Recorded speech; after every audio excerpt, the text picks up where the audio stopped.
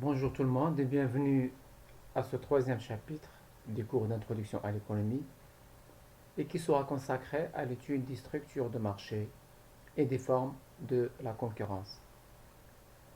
Alors dans la vie de tous les jours, on remarque qu'il y a des secteurs où on a beaucoup de concurrence alors que d'autres secteurs sont marqués par exemple par la présence d'un seul producteur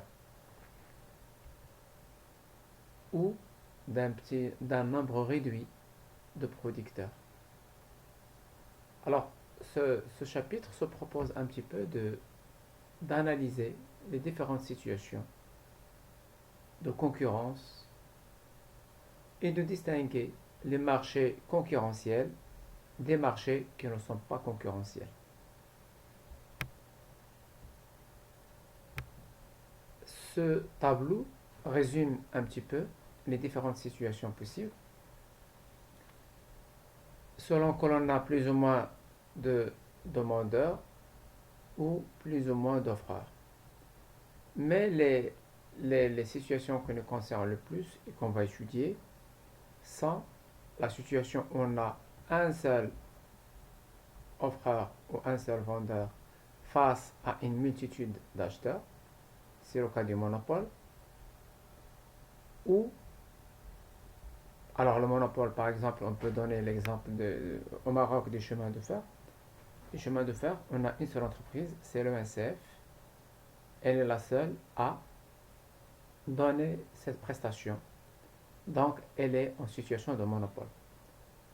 Alors on a une autre forme de concurrence qui consiste en un marché marqué par quelques-uns, quelques producteurs, face à une multitude d'acheteurs, et on appelle cette structure de marché l'oligopole. Le système bancaire, par exemple, au Maroc, est un oligopole. On a aussi un secteur comme les télécommunications au Maroc. On a trois sociétés, trois grandes sociétés, Maroc Télécom, Orange et Inuit, etc. Ça c'est un oligopole aussi. On a une autre forme de concurrence, à savoir la concurrence monopolistique, on va voir ce que c'est. Et puis, on a la forme idéale, selon les économistes, à savoir la concurrence pure et parfaite. Alors, dans ce,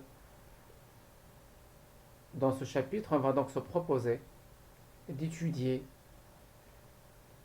ces, différents, ces différentes formes de marché, ces différentes structures de la concurrence de manière détaillée.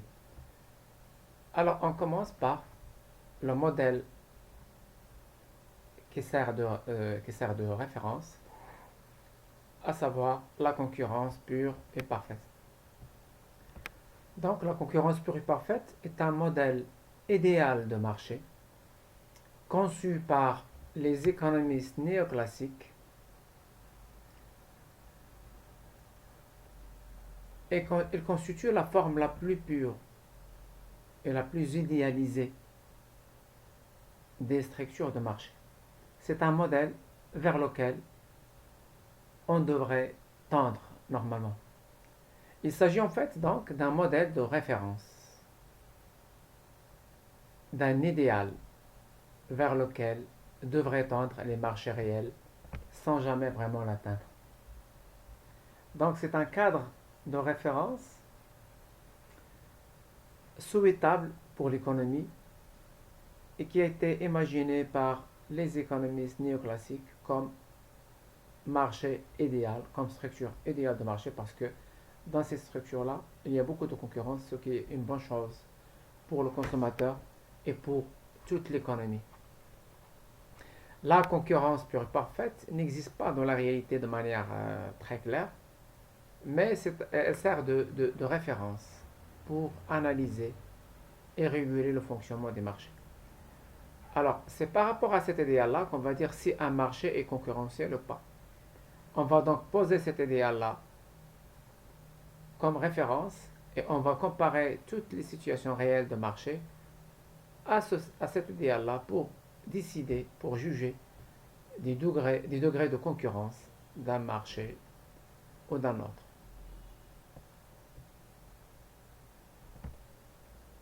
Alors, de quoi s'agit-il au juste? On parle de concurrence pure et parfaite si 5 hypothèses sont remplies. Première hypothèse, l'atomicité des offreurs et des demandeurs.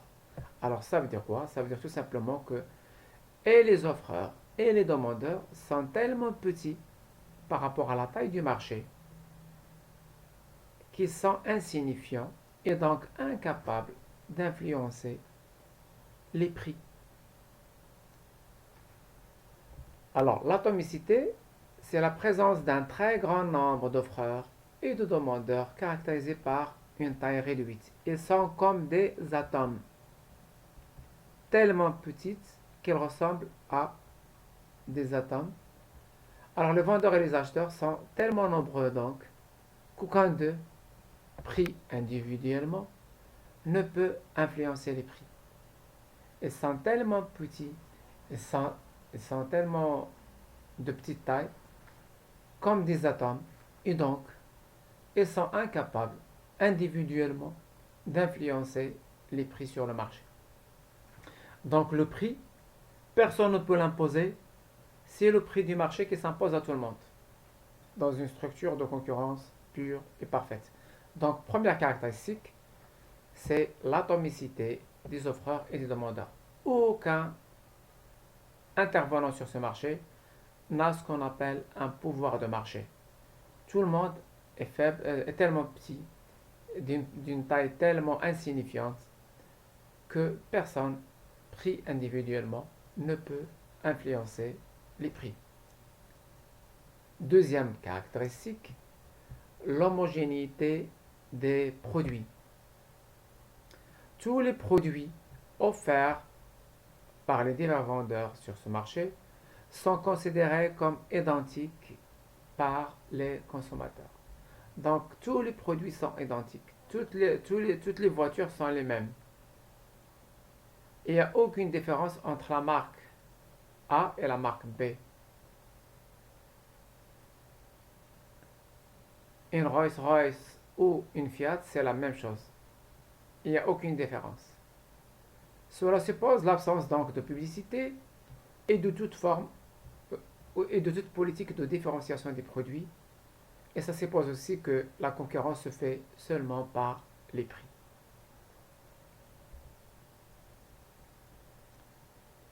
Donc, sur ce marché, là encore, déjà on a vu que la première hypothèse d'atomicité n'est pas très réaliste parce que on sait tous que sur un marché, on a des opérateurs qui sont dominants.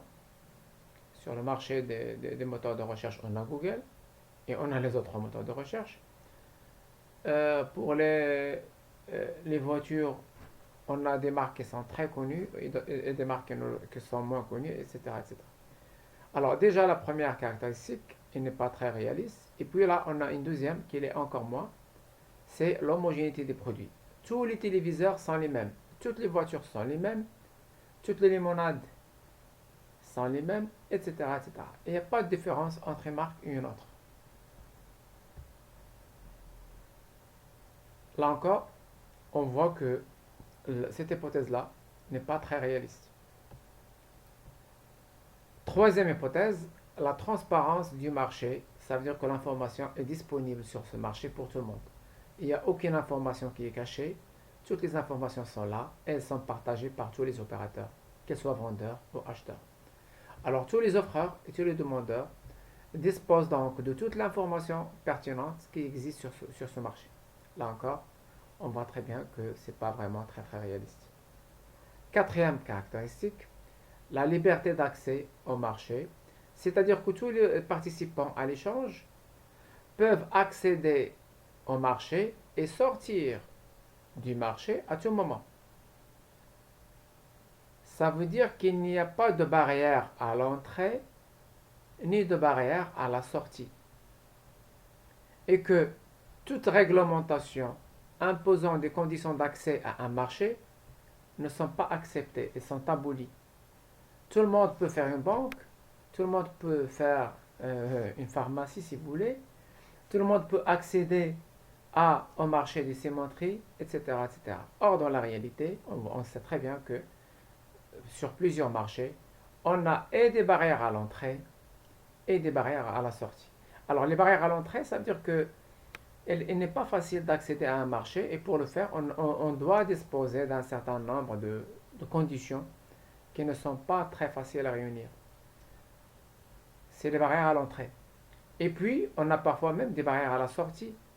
Parce que une fois dans une industrie, par exemple pour une cimenterie, une fois que vous êtes propriétaire d'une cimenterie, pardon, vous avez engagé des investissements colossaux, des investissements très très importants, de telle sorte que la décision d'arrêter la production devient très très coûteuse. Si vous arrêtez la production, vous allez perdre des milliards et des milliards. Et donc vous ne pouvez même pas sortir de ce marché parce que là, les barrières à la sortie sont énormes dans ce genre d'industrie. Cinquième caractéristique, la parfaite mobilité des facteurs de production. Les facteurs de production, le travail et le capital, doivent pouvoir se déplacer librement et sans obstacle d'une activité à une autre. Autrement dit, par exemple, du côté du travail, des salariés qui travaillent dans une entreprise de glace, une fois l'entreprise arrête de produire, par exemple, ils peuvent très très facilement aller faire autre chose, travailler dans une imprimerie, dans une pharmacie, dans une banque. Donc la mobilité est parfaite. On peut aller d'un secteur à un autre sans problème. Là encore, c'est pas très très très réaliste. Alors, la réalisation effective de chacune de ces conditions est presque impossible. C'est une situation qui se rencontre très rarement dans la pratique. Et lorsque l'une des caractéristiques de la concurrence pure et parfaite n'est pas vérifiée sur un marché, on va dire que ce marché-là est marqué par une concurrence imparfaite. Donc, pour résumer, la concurrence pure et parfaite, c'est une situation de marché marquée par une concurrence absolue, par une très forte transparence et par une très forte mobilité des facteurs de production, etc. etc. Alors, par une transparence, donc la fluidité de l'information, etc., etc. Alors, dans la pratique, c'est très très difficile de rencontrer un marché qui fonctionne de cette manière-là. Mais comme on l'a dit, il s'agit d'un modèle de référence, d'un idéal qui a été imaginé par les économistes et qui va servir de référence vers laquelle les marchés devraient normalement et idéalement tendre.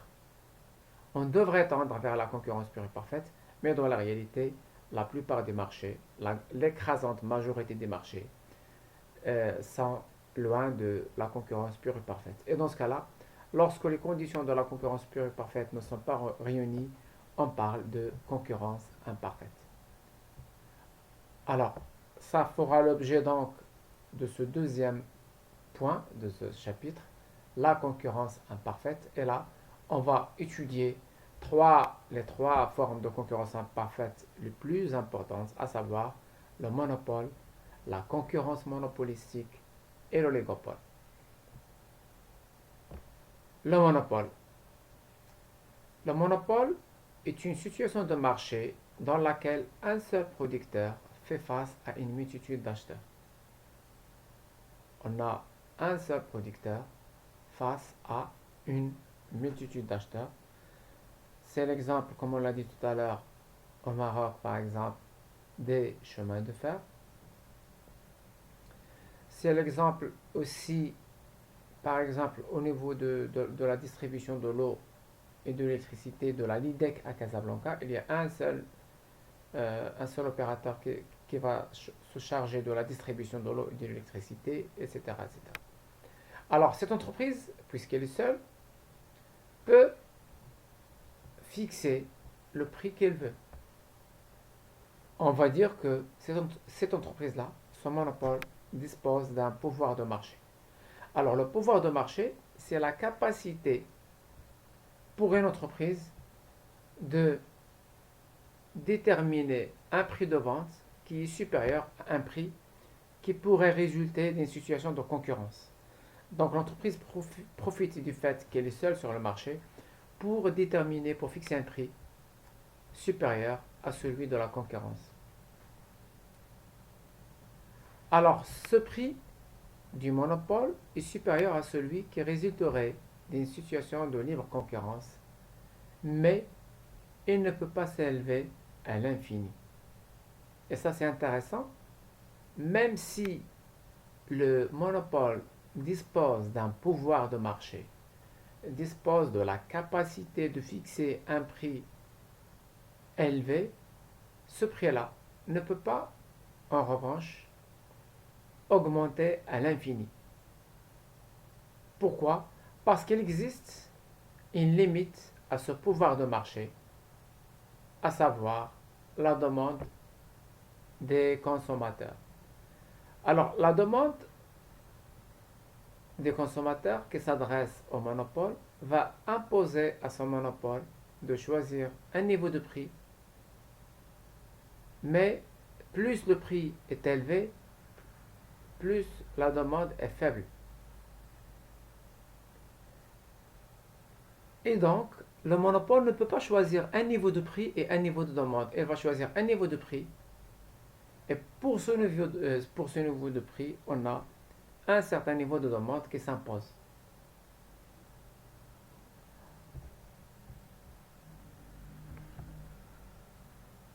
Alors, si je prends par exemple cette représentation graphique, on a à l'axe des abscisses les quantités qui seront demandées, à l'axe des ordonnées les prix, et là on a la fonction de demande qui s'adresse à l'entreprise en situation de monopole.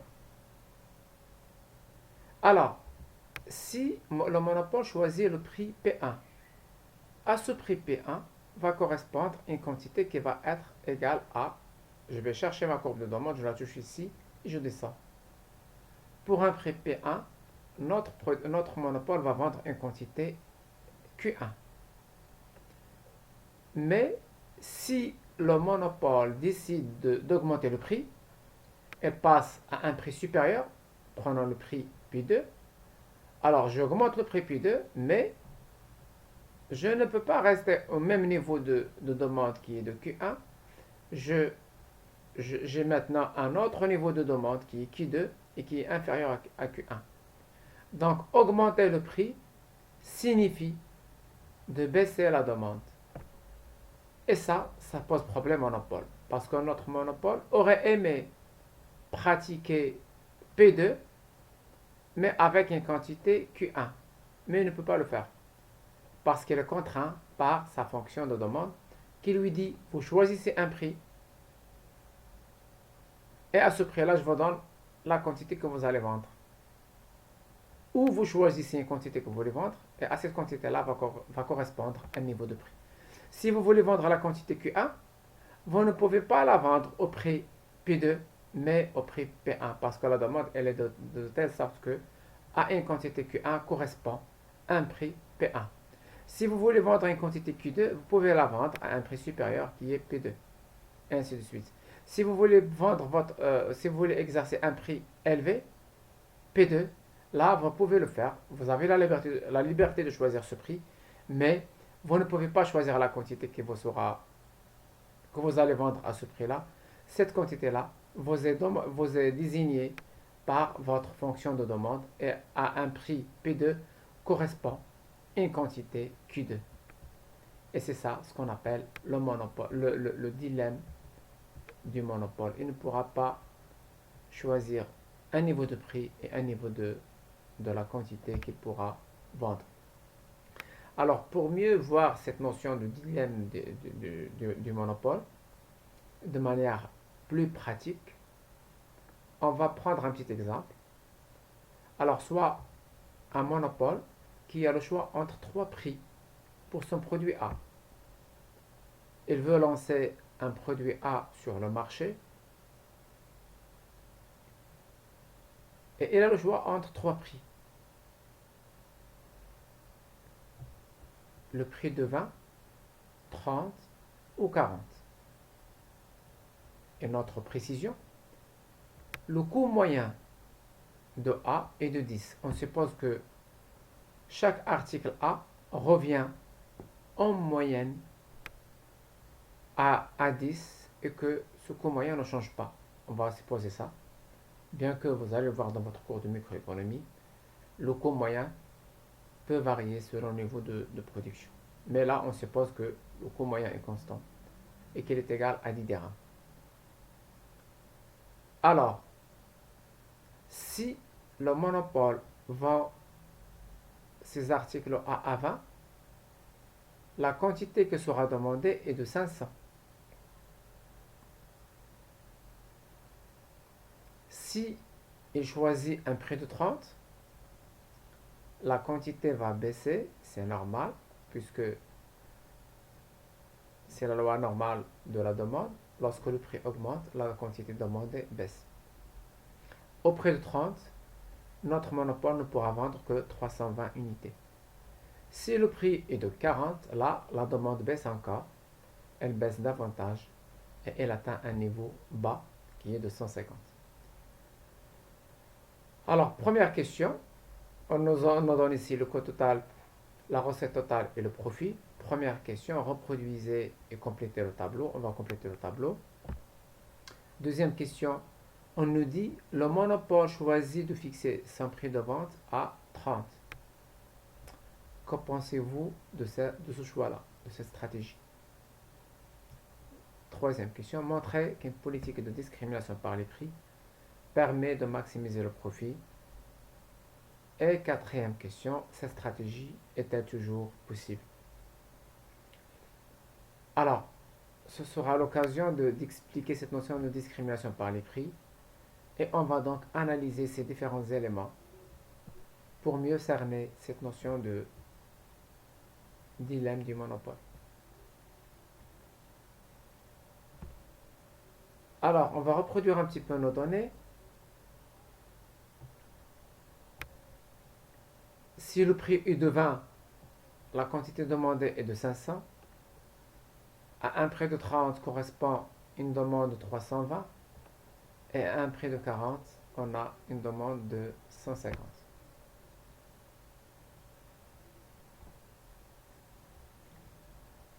Alors, ce qu'il faut comprendre ici, c'est que pour un prix de 40, on a une demande de 150. Lorsque le prix baisse à 30, on a une demande de 320. Mais dans ces 320, on a deux parties en fait. On a une partie de 0 à 150 et une deuxième partie de 150 à 320. Alors, pour un prix de 30, on a tous les gens qui étaient prêts à acheter à 40, parce que évidemment, lorsque vous êtes prêt à acheter à 40, vous êtes nécessairement prêt à acheter à 30 en règle générale. Alors, tous les gens qui étaient prêts à acheter à 40, ils sont là, ils sont de 150. Mais, lorsque le prix a baissé à 30, il y a une autre demande qui va apparaître sur le marché. C'est la demande qui correspond à cette partie-là, c'est-à-dire 320 moins 150. La même chose pour 500, la même chose pour un prix de 20. Pour un prix de 20, on a trois parties. On a les gens qui étaient prêts à acheter à 40 cette zone-là et qui sont donc prêts à acheter à 20. On a aussi cette zone-là qui correspond aux gens, la zone entre 320 et 150, qui correspond aux gens qui étaient prêts à acheter à 30. Et on a la dernière zone, c'est les gens qui sont prêts à acheter à 20, mais pas à 30 et pas à 40. Cette zone-là, les gens qui sont prêts à acheter à 20, ils correspondent à la distance entre 500 et 320. Donc, il faut bien comprendre cela. Bien. Alors, on va remplir notre tableau. On a les prix 20, 30 et 40. La quantité demandée à ce prix, alors pour un prix de 20, la quantité sera de 500. Le coût total le coût total c'est quoi? C'est le coût unitaire fois la quantité qu'on va produire et qui sera demandé. Ok? Alors, on a dit que le coût unitaire ou le coût moyen est de 10. On le voit dans les données. Donc, le coût unitaire ou le coût moyen, c'est 10. Donc, le coût total va être 500 fois 10, ça me fait 5000. La recette totale, c'est quoi? C'est la recette moyenne fois la quantité qui sera vendue. Et la recette moyenne, c'est le prix. Donc, la recette totale, c'est le prix de 20 fois 500. Ça me fait 10 000. Et le profit, pour un prix de 20, le profit, c'est quoi? C'est la recette totale moins le coût total. 10 000 moins 5 000, ça me fait 5 000 de profit. Si le monopole choisit un prix de 30, il va vendre 320. Le coût total, c'est 320 fois 10, ça me fait 3200. La recette totale, c'est 320 fois le nouveau prix qui est de 30, ça me fait 9600. Et donc le profit, c'est la différence entre la recette totale et le coût total, c'est-à-dire 9600 moins 3200, ça me fait un profit de 6400.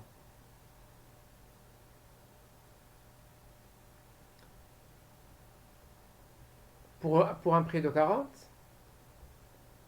la quantité vendue sera faible, il ne sera que de 150.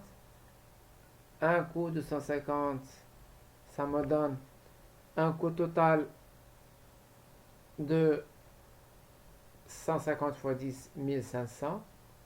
La recette totale, c'est 150 fois 40, c'est 6000. Et donc, le profit va être égal à 6000 moins 1500, ça me fait 4500.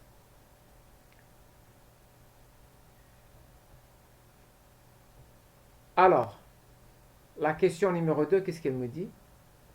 Alors, je remplis le tableau. La question 2, le monopole choisit de fixer son prix de vente à 30. Que pensez-vous de cette stratégie? Bien. Alors, le fait de vendre à 30,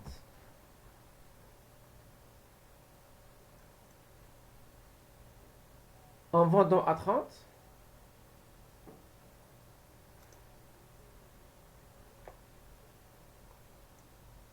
ce prix de 30 pose un petit problème. On va le comprendre en regardant le graphique. Alors, en vendant à 30, ici, le monopole vend 320, une quantité de 320. Mais, dans cette quantité-là, on a dit, comme tout à l'heure, on a dit qu'il y a deux parts. Cette part-là, de 0 à 150, et cette part de 150 à 320. En vendant à 30, notre monopole vend une marchandise à 30 à des personnes qui étaient prêtes à acheter à 40. Parce que s'il avait fixé un prix de 40, il aurait quand même une demande de 150. En fixant un prix unique de 30, il va vendre à des personnes qui étaient prêtes à acheter à 40, il va leur vendre quand même à 30, ce qui est un manque à gagner. Cette demande-là, elle est mesurée par cette distance. 150. Ok? Donc ça, c'est le premier problème qu'on pose ce prix de 30. Le deuxième problème, c'est quoi? Le deuxième problème, c'est que en vendant à 30, notre monopole renonce à une autre demande. Et cette demande, c'est la demande qui dépasse, qui est au-delà de 320. Parce qu'en vendant à 30, la quantité que sera demandée, c'est 320, alors qu'il y a une autre demande potentielle qui peut aller jusqu'à 500. Donc 500 moins 320, ça fait 180. il va renoncer à une demande de 180 qu'il pouvait atteindre si il devait baisser un petit peu, si il avait choisi de baisser un peu le prix jusqu'à 20. Alors, ce prix de 30, donc, elle pose deux problèmes. Premier problème, c'est que notre monopole renonce vend à 30 à des gens qui étaient pourtant prêts à acheter même à 40. Donc, avec ces gens-là, elle réalise un manque à gagner. Elle va subir un manque à gagner. Et cette quantité-là correspond à cette distance entre 0 et 150. Il y a 150 kg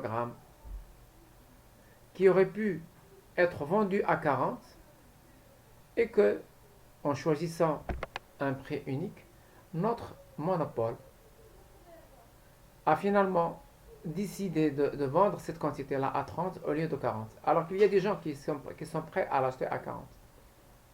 Deuxième problème, c'est que en choisissant ce prix, notre monopole renonce à toute cette distance-là qui correspond à une demande qui ne va apparaître que si le prix est inférieur à 30. Donc, deux problèmes. Le prix de 30 présente deux problèmes. Premier problème, on renonce à on va vendre à 30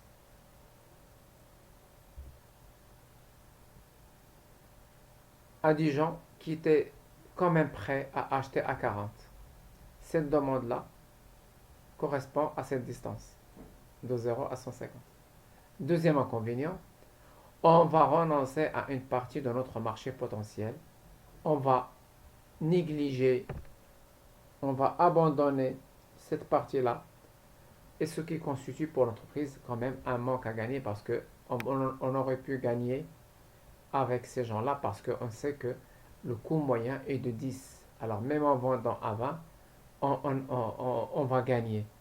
Donc on renonce à une partie des gains. C'est ça les deux problèmes que présente le prix de 30. Premier problème, on va vendre à 30 à des gens qui étaient prêts à acheter à 40. Deuxième problème, on va renoncer à une partie de la demande potentielle et avec qui on aurait pu réaliser un bénéfice. Donc le fait de choisir un prix pose toujours problème au monopole. Si le monopole choisit un prix de 40, elle va renoncer à tout le reste. Elle va prendre une demande de 150 et elle va renoncer à toute cette demande-là potentielle. Mais on sait très bien que avec toute cette demande-là, notre monopole aurait pu réaliser un profit. Si le monopole choisit un prix de 20, elle va vendre beaucoup, elle va vendre 500, mais elle va vendre à tout le monde au prix de 20, alors qu'il y a une partie de la demande qui était prête à acheter à 40, c'est cette distance-là. Il y a une deuxième partie qui était prête à acheter à 30, c'est cette distance-là. Ok? Alors là, ça va être un manque à gagner. Pourquoi vendre à 20 à des gens qui étaient prêts à acheter à 40 ou à 30? C'est ça le problème de la fixation d'un prix par le monopole. Alors on voit très bien que même si le monopole a un pouvoir de marché, ce pouvoir de marché est en fait limité par cette fonction de demande qui oblige pour chaque niveau de prix à avoir un certain niveau de demande. Alors, pour résoudre ce problème, le monopole peut se dire, et s'il y avait moyen de vendre aux gens, à ces gens-là par exemple, on va leur vendre à 40, puisqu'ils peuvent acheter à 40. À ces gens-là, on va leur vendre à 30. Et on va vendre à 40, à 20, à cette troisième catégorie. Donc je vais prendre mon marché et je vais le diviser en 3 segments distincts. Et à chaque segment, je vais pratiquer un prix. Je vais essayer de vendre aux gens les plus riches, entre guillemets, ici, je vais leur vendre à 40. Pour les autres, la classe moyenne, la classe intermédiaire, ici, entre 320 et 150, je vais leur vendre à 30. Et les gens qui ne peuvent acheter qu'à un prix de 20, je vais les isoler et je vais leur vendre à 20. Cette stratégie-là, qui consiste à vendre à chaque segment de marché à un prix différent, on l'appelle la stratégie de discrimination par les prix. Alors, si on essaie de discriminer comme ça, on va voir ce que ça va donner. Alors, avant de faire ces calculs, on va voir un petit peu dans la pratique, est-ce que c'est faisable? Comment est-ce qu'on peut vendre à peu près le même produit à trois prix différents? Alors, c'est une pratique qui est exercée, par exemple, en matière de transport aérien. On a la classe affaires, la classe économique, etc.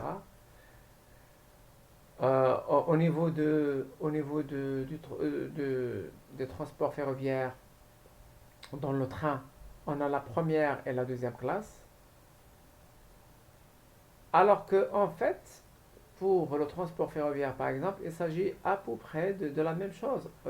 L'essentiel de l'activité, c'est quoi? C'est le transport entre deux villes, par exemple. Alors, mais on va séparer quand même, pour justifier la différence de prix, on va séparer, on va isoler un endroit où on aura un peu plus de confort, on va appeler cet endroit-là la première classe, et on a un deuxième endroit qui sera moins confortable, et ce sera la deuxième classe. Mais au fond, pour la classe 1 et 2, on a à peu près le même service. On a le service de base, c'est le transport.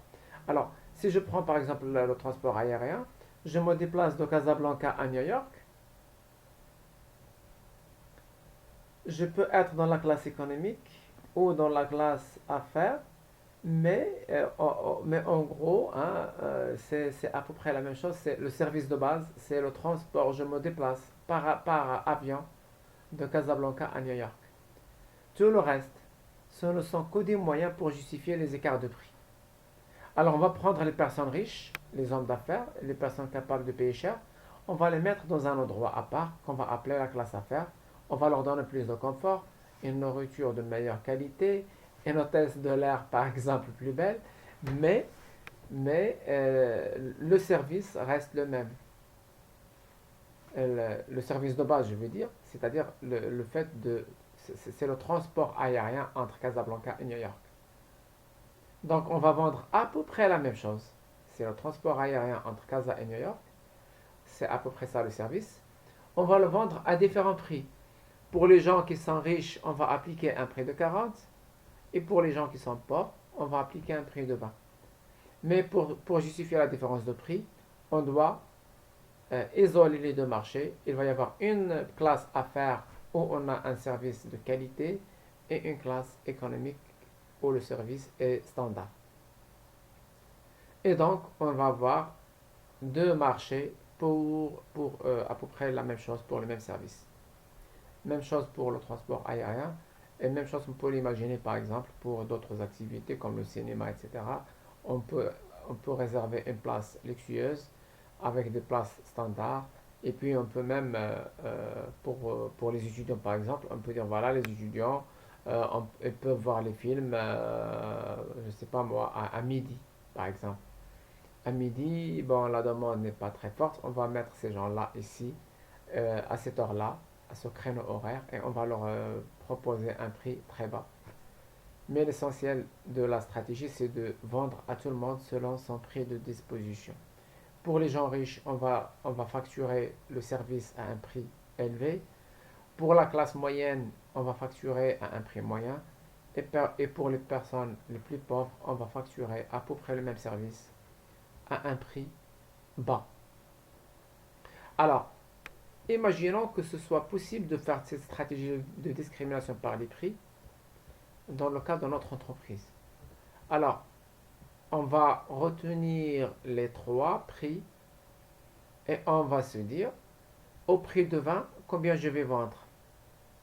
Au prix de 30, je vais vendre?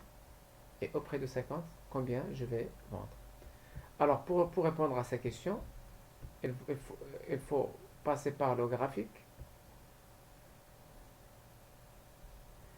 Alors, si je vends à 40, là je le vois, j'ai une demande de combien? De 150. Je reviens sur mon tableau.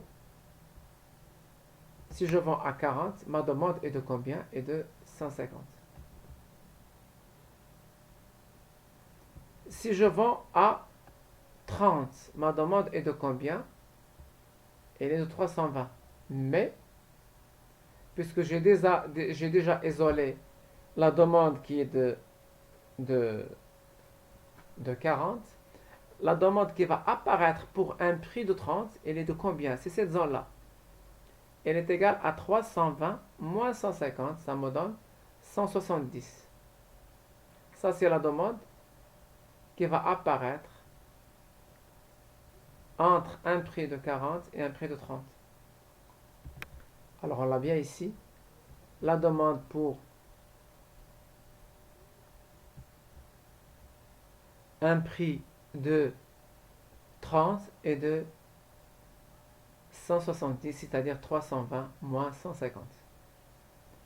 Et la demande pour un prix de 20, là on va le voir ici, la demande pour un prix de 20 c'est 500 moins 320, ça me fait 180. Alors j'ai rempli la quantité qui sera demandée à chaque prix. Je peux remplir le reste comme on l'a fait pour le premier tableau de manière simple. Alors, pour le coût total, je vais vendre 180 unités au coût total, au coût moyen de 10. Donc ça me fait 180 fois 10, 1800. La recette totale, je vais vendre 180 au prix de 20. Ça me fait 3600. Et donc le profit va être de 3600 moins 1800, ça me fait 1800. Si je prends pour le segment qui peut acheter à 30, pour ce segment-là, je vais vendre 170 qui vont me coûter 1700, 170 fois 10. La recette totale est de 170 fois 30, ça me fait 5100. Et donc le profit pour ce segment-là va être de 5500 moins 1700, ça me fait 3400.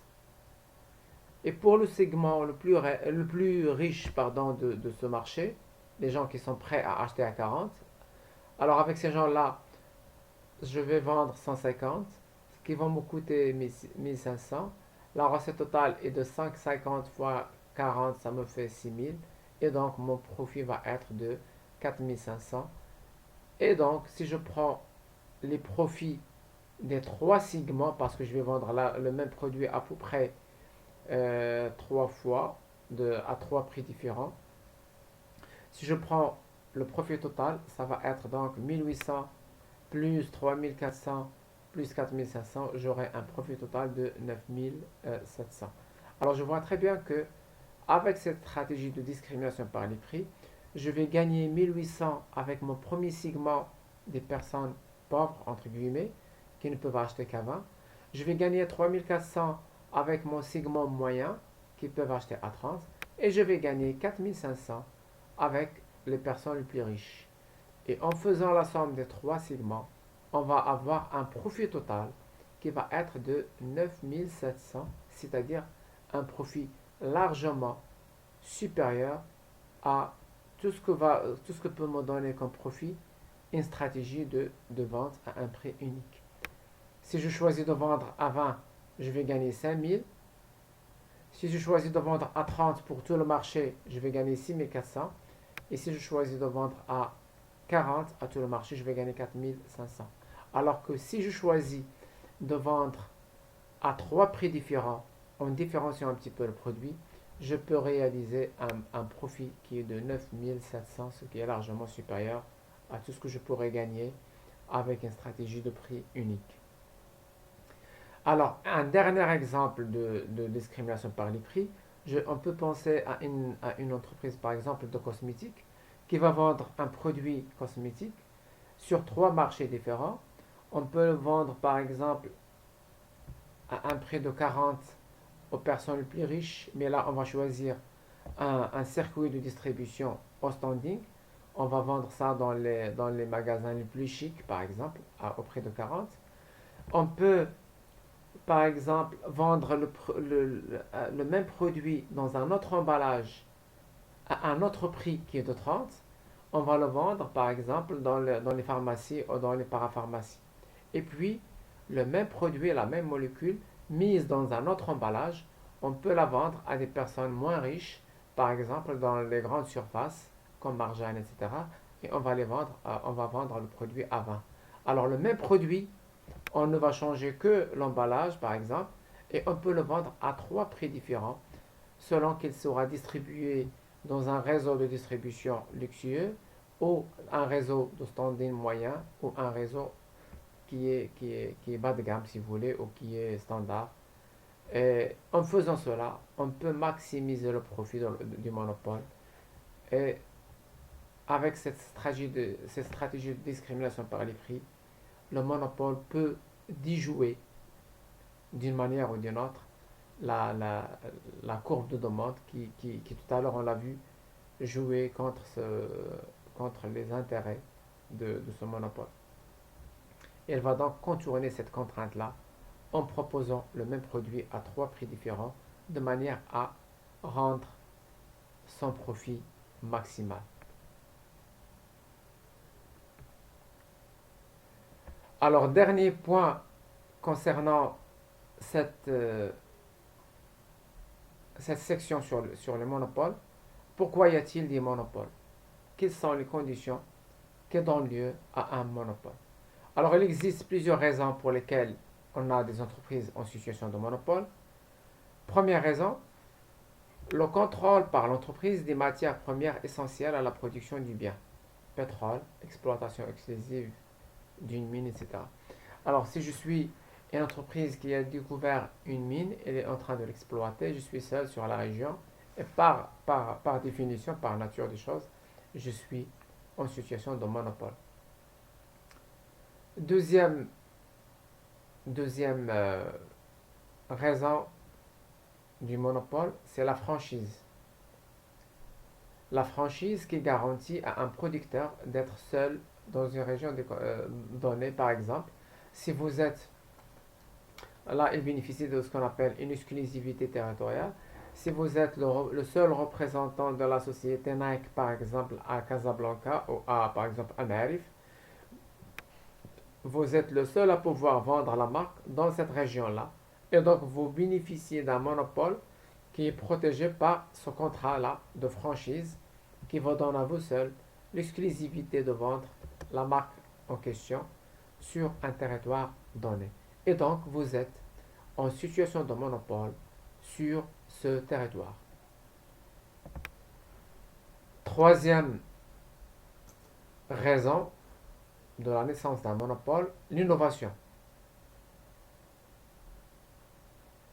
Le fait de découvrir un nouveau procédé technologique ou de faire une découverte technologique donne à son auteur une situation provisoire de monopole. Alors, vous êtes la première entreprise à découvrir un procédé nouveau, donc vous êtes en monopole sur ce segment-là tant qu'il n'y a pas de concurrence. Dernier élément, les brevets qui confèrent à leur titulaire un monopole d'exploitation sur l'invention brevetée. Alors, les brevets, si vous inventez un truc, la loi vous donne le droit d'être seul sur le marché, à pouvoir exploiter votre brevet pendant 20 ans. Alors, vous avez le droit d'être à l'abri de la concurrence pendant 20 ans, par exemple, et personne d'autre ne pourra utiliser votre invention, sauf si vous lui vendez le brevet. Par exemple, en matière de médicaments, un laboratoire pharmaceutique, lorsqu'il va mettre au point une molécule pour le traitement d'une maladie, par exemple, une fois la recherche est faite et que la molécule est là, la loi protège le laboratoire contre la concurrence des autres. et pendant une durée de 20 ans. Alors, pourquoi on fait cela? C'est pour ne pas pénaliser la recherche. Pourquoi? Parce que si n'importe quel laboratoire pouvait copier tout autre laboratoire, personne ne sera incité à faire de la recherche. Si je sais que j'ai le droit de copier n'importe quelle invention de n'importe quel laboratoire, je n'ai aucune incitation à faire de la recherche parce qu'il serait plus intéressant et plus intelligent d'attendre les autres, leur laisser supporter le coût de la recherche et une fois il arrive à un résultat, je ferai tout simplement une copie de cette invention pour pouvoir produire la même chose. Et donc, dans ces conditions-là, personne ne va faire de la recherche et on n'aura plus de médicaments sur le marché parce que ça va être pratiquement impossible que quelqu'un prenne le risque de dépenser des sommes colossales d'argent pour que à la fin tous les autres puissent copier tout simplement cette invention. C'est pas possible. Donc, pour protéger la recherche et pour encourager la recherche, la loi donne à l'entreprise qui va faire de la recherche et qui va inventer un procédé, un médicament ou autre chose, on va lui donner une protection contre la concurrence pendant une durée de 20 ans, par exemple. C'est ce qu'on appelle des brevets. Et si l'entreprise souhaite vendre ce brevet, elle peut le faire. Elle va donner aux concurrents la possibilité de partager son invention, mais moyennant le paiement de ce brevet-là par les concurrents.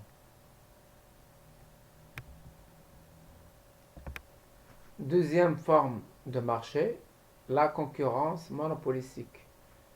Alors, c'est une appellation un peu curieuse parce qu'on a concurrence et monopole, deux choses antinomiques. Donc, il y a une espèce de contradiction dans cette appellation. On va voir pourquoi. Concurrence monopolistique. Alors, la concurrence monopolistique est une situation de marché marquée par un grand nombre de vendeurs, mais qui mettent en œuvre une stratégie de différenciation de leurs produits.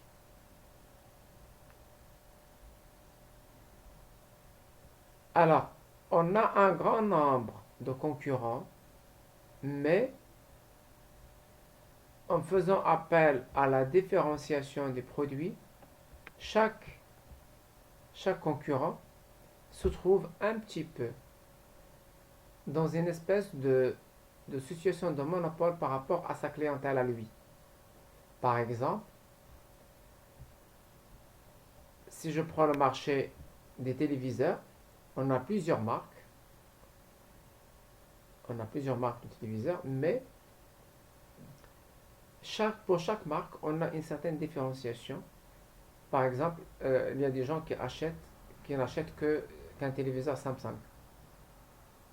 Elle va acheter un Samsung, puis lorsque elle veut changer de modèle, elle va encore une fois acheter la nouvelle version de Samsung.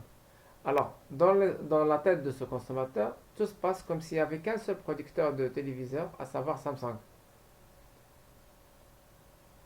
Et donc, la société Samsung, bien qu'il y ait plusieurs entreprises qui font la même chose, qui font des téléviseurs, la marque Samsung se trouve en situation presque de monopole vis-à-vis de cette clientèle qui lui est fidèle. Parce qu'on a différencié le produit, on a pu convaincre une partie de la clientèle de la, de la pertinence d'acheter un téléviseur Samsung. On peut imaginer aussi le cas des restaurants. On a plusieurs restaurants qui sont en concurrence, mais il y a des préférences des gens. Il y a des gens qui vont dans la marque telle et les gens qui vont dans une autre marque. Et la marque A, par exemple, se trouve presque en monopole vis-à-vis de la clientèle qui choisit cette marque. Parce qu'il y a une différenciation des produits. Alors l'objectif principal de cette différenciation est de rendre le produit de l'entreprise difficilement comparable à celui des concurrents ou des rivaux. Et d'empêcher donc la concurrence directe et la substitution. Si cette stratégie de différenciation réussit, l'entreprise bénéficie alors d'une position commerciale ressemblant au monopole. C'est pourquoi on parle de concurrence monopolistique. Il y a des éléments de concurrence, parce qu'il y a plusieurs entreprises qui sont en concurrence, mais il y a aussi des éléments de monopole parce que chaque entreprise de ces entreprises-là se trouve presque en situation de monopole vis-à-vis de la clientèle qu'elle a pu séduire.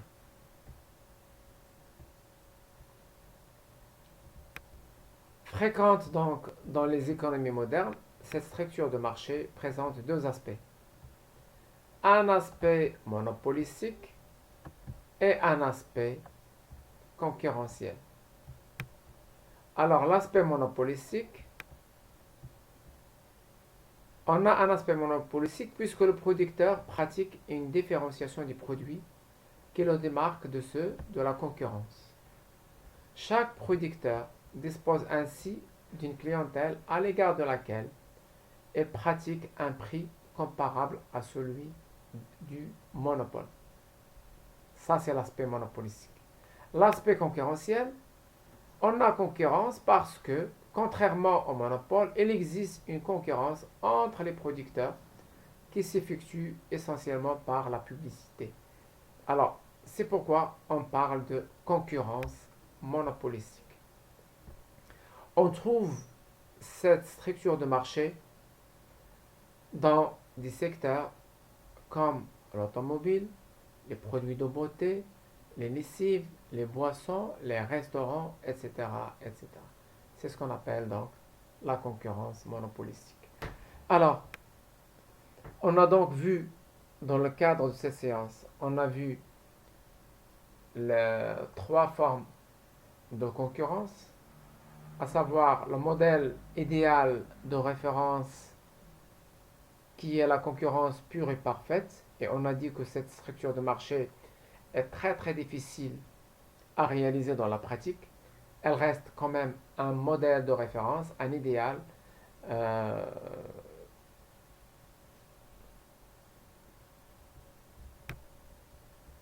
vers lequel devraient tendre donc les marchés réels. On a analysé aussi le monopole et on a dit que le monopole, puisqu'il est seul sur le marché, il dispose d'un pouvoir de marché qui lui permet de fixer un prix supérieur à celui qui va découler d'une situation de concurrence. Mais on a aussi fait remarquer que malgré ce pouvoir de marché, le monopole est quand même confronté à sa courbe de demande qui le contraint de choisir de choisir un niveau de prix, mais lorsqu'il choisit le prix, il ne peut pas choisir la quantité. C'est la demande qui détermine la quantité, d'où le dilemme du monopole. Et on a dit que pour contourner un peu cette contrainte, le monopole peut recourir à ce qu'on appelle la discrimination par les prix, histoire de vendre à peu près le même produit à plusieurs prix différents selon les différents segments de marché ou les différentes catégories de clientèle qui s'adressent à sa demande, qui s'adressent pardon, à son produit ou à son offre. Et puis, on a vu en dernier lieu la dernière structure de marché, à savoir la concurrence monopolistique. Et on a dit que cette forme de concurrence un peu bizarre présente à la fois des aspects de concurrence et des aspects de monopole. Les aspects de concurrence, puisque sur ce marché-là, on a une multitude d'offreurs, et les aspects de monopole, pour la simple raison que vis-à-vis de la clientèle qui sera séduite par l'offre de l'entreprise, cette entreprise-là va disposer d'un pouvoir de marché qui est à peu près semblable à celui du monopole, de l'appellation qui peut sembler à première vue un peu contradictoire de concurrence monopolistique. Sur ce, cette première séquence prend fin. Je vous souhaite bon courage et à la prochaine.